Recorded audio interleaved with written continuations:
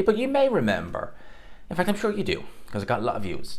I did a video about 2 days ago on Derek Chisora. Now, Derek Chisora, what I was talking about in that video, was him being mandatory challenger for Daniel Dubois. Now, that was coming off the basis of Frank Warren claiming it was the case. And listen, I'm not saying that, that's necessary. Well, and obviously it's not wrong. But, when Frank said it, you were kind of like, I wonder, is that really the case? Because Frank has said that Joshua versus Dubois was apparently a mandatory defense, which we know it wasn't. So it was kind of like, I wonder, is Chisora going to be highly ranked? But I don't know if he's going to be mandatory. And him just being made mandatory, having fought out of a league. Now, I know what some people are going to say. They're going to say, well, gee, that was an eliminator. And you'd be quite right. It was an eliminator, but it wasn't a final eliminator. The word final is the interesting word. When it's a final eliminator, that means the winner of this fight, they are then mandatory. All right? An eliminator is just that. It gives you a high ranking. Otto Valin fought an eliminator against Morek Asiev. Was he the mandatory? No, he was just highly ranked because the mandatory at the time was Filip Hrgovic.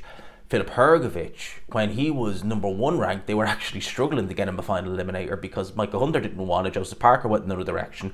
I think there was someone else as well, Tony Yoka, although his was slightly different. He was contracted for a fight, he couldn't get out of it. And then they ended up getting Zhilei Zhang. And I know some people would say that they rated Zhilei Zhang at the time. I was only going by what I'd seen, and a lot of it was the Jerry Forrest fight and other things. And I kind of thought going to that fight, it's going to be fairly straightforward for Hrgovic. Boy, was I wrong.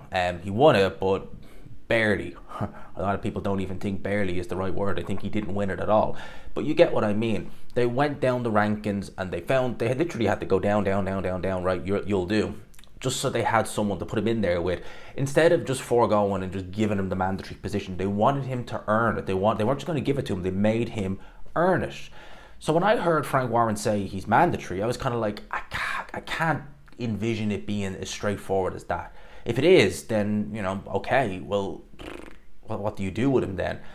But I kind of said, I'll wait and see. Well, fast forward 48 hours later, on the Ring Magazine's X account, the Ring Magazine have confirmed that they will order heavyweight world champion Daniel Dubois to defend his title against Derek Chisora, with the mandatory due to be ordered on April the 22nd.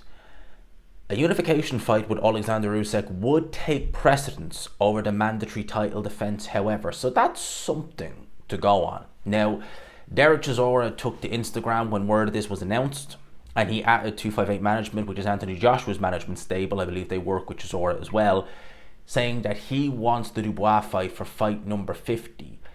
In theory, I know the IBF are saying that they're going to push for Undisputed with Alexander Usyk, and Daniel Dubois recently today gave an interview where he said, he's fighting in July. You kind of know it's Usyk. You kind of know that, don't you? That's going to be Usyk. So 50 fight number 50, as it stands, won't be against Dubois, but you can tell that Derek Chisora is keen on that, and it's quite remarkable, really, when you think about it like this, that Derek Chisora, he has seen better days. He is way over the hill. But since 21, which is when he fought Parker, he fought him twice that year, he's only lost 1 fight since then. That was the Tyson Fury in a world title fight. He's got a decent run of form. I mean, at the end of the day, Gerald Washington, Joe Joyce, and Otto Valin, are they, at this stage in their respective careers, all 3 of them, are they world beaters? No. But are they horrible names to have on your resume at this moment in time? I would say no, not necessarily. And Chisora's gone in there and he's fought the 3 of them. And he has actually fought the 3 of them back to back to back. So it's definitely warranted him a high ranking. I don't begrudge him that. I certainly don't begrudge him a high ranking, or a decent rank at the very least. But mandatory challenger, really? The IBF and the WBO are seen as the 2 more dignified sanctioning bodies. They don't tend to have as much effort as the other 2, because the other 2, just WBA and WBC, they really don't give a damn. They chuck mandatories out of thin air. They make things up as they go along. They have secondary belts. They have this status. That it's just a ridiculous thing.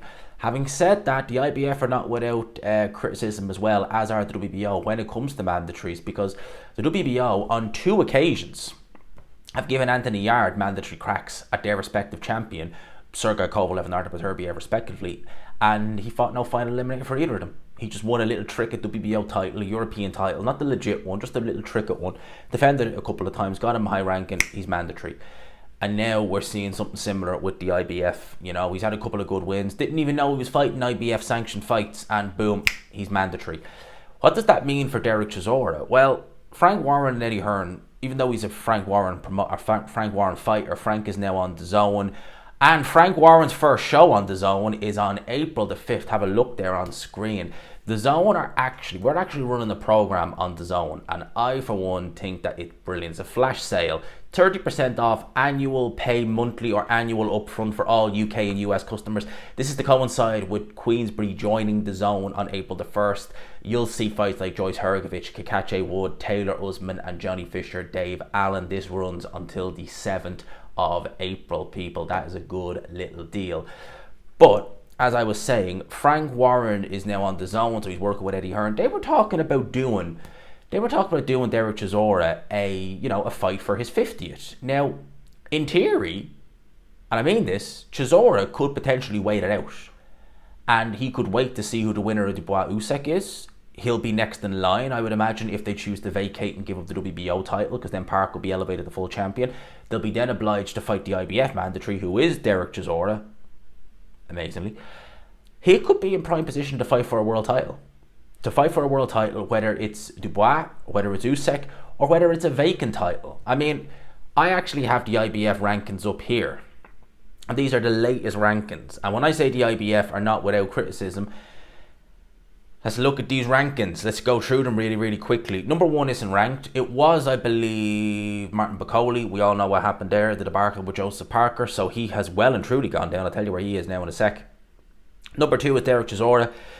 To be expected, an eliminator will give you a high ranking, so fair enough. F.A. Ajagba in there at number 3. He will lose that, I would imagine, win or lose. He'll lose that because he's not taking this IBF final eliminator. He's going to fight Martin Bacoli anyway. He'll probably slide down even with a win. Frank Sanchez in there at number 4. Don't believe he's won a fight since the Adja Kabayel fight, so let me know in the comments, but I don't believe he has. Either way, why is he up that high? Anthony Joshua 5th, coming on the back of a loss, mind you, and a win over the very formidable in boxing in Queensberry rules, Francis Ngannou. So there you go. Filip Hergovich, again, coming on the back of a loss. He will have a fight with Joe Joyce, so you can imagine maybe that will bump him up the rankings a little bit. Justice Hooney is there. Meh. Kevin Lorena. Meh. Alright, we'll give him number 7.